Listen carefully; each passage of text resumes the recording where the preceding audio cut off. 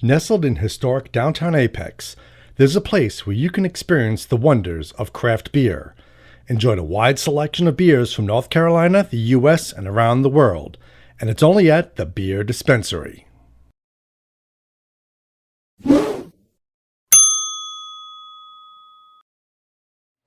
Hi, Glenn. This is Dave. We're the NC Beer Guys. We're promoting NC Craft Beer online at ncbeerguys.com.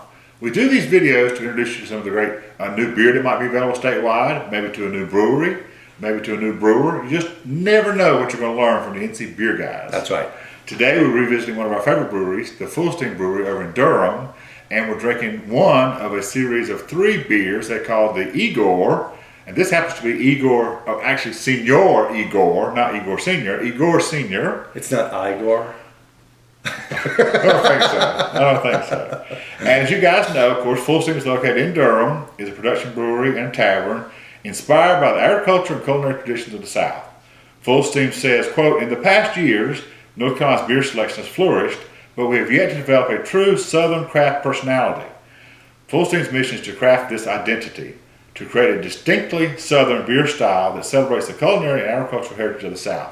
And this was written a long time ago when Sean was just starting, and they've come a long way down that path already. Yep, big time. When you talk about back to a local, Plowed a pint, North Carolina ingredients, back to the community, and being a brewer that's a part of a community, and in fact, bringing up the community that surrounds you, Fullsteam is the first one that comes to mind in many of those descriptions. Oh, yeah, absolutely. Yep.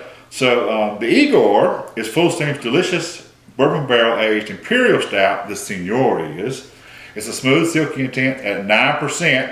Oh, there's no doubt it's a big beer.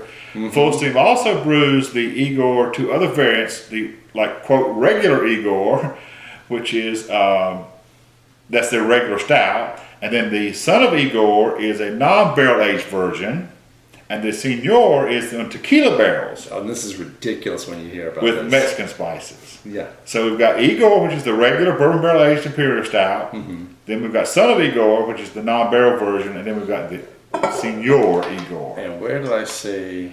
And this, you got a description, or you want me to do it? Well, where did I see a better one? Because you had. I'm not finished. Oh, okay. Brewed with organic blue agave nectar, cinnamon, vanilla, cocoa nibs. Oh, I learned something about cocoa nibs yesterday too. I'll tell you.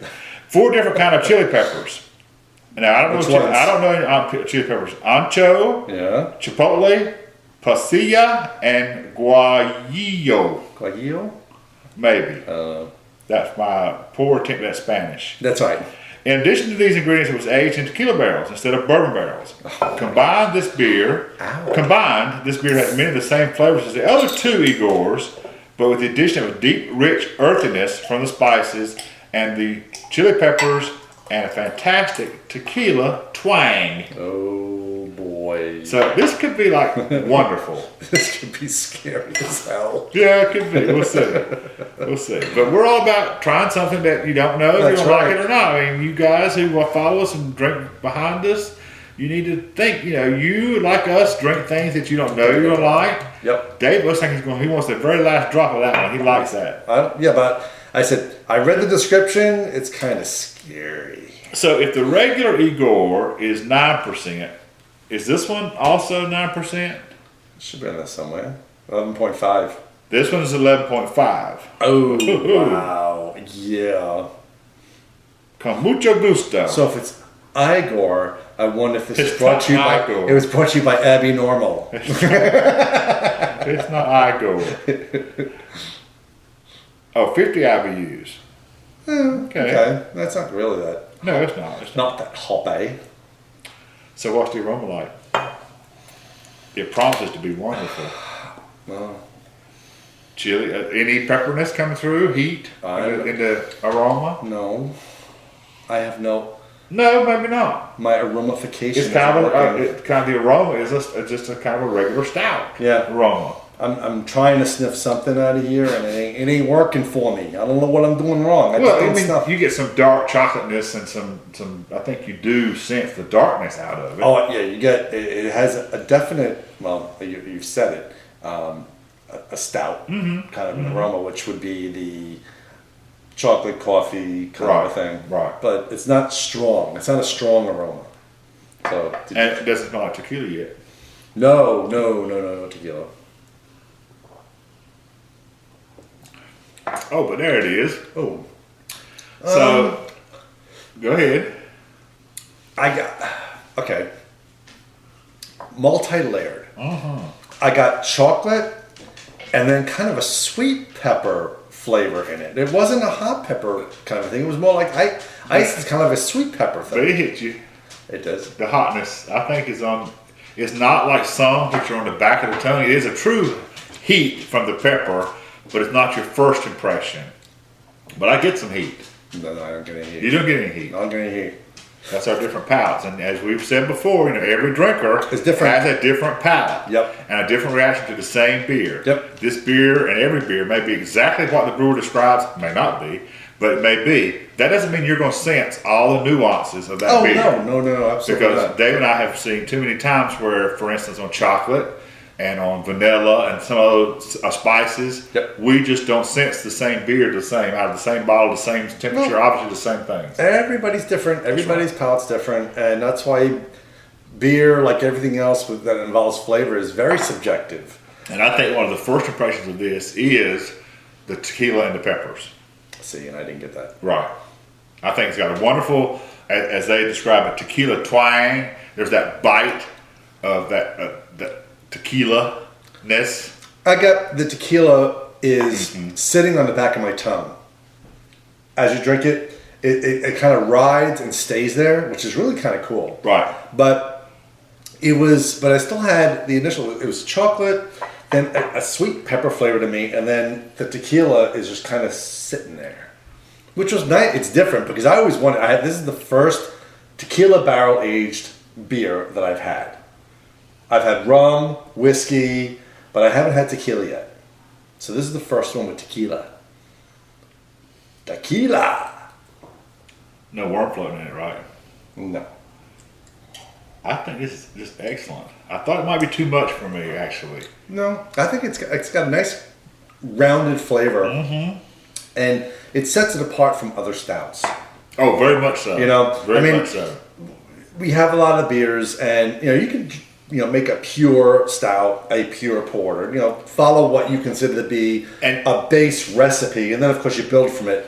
And you can even barrel age it, right? The basic stout, and barrel age it, and that gives you some variance. But that's kind of done now. I mean, everybody's doing that. Barrel aging, barrel age. Bourbon was the other one. Bourbon, whiskey, tequila, rum. But it's and they all, and even Chardonnay, some wine. Dave doesn't care that much about, but.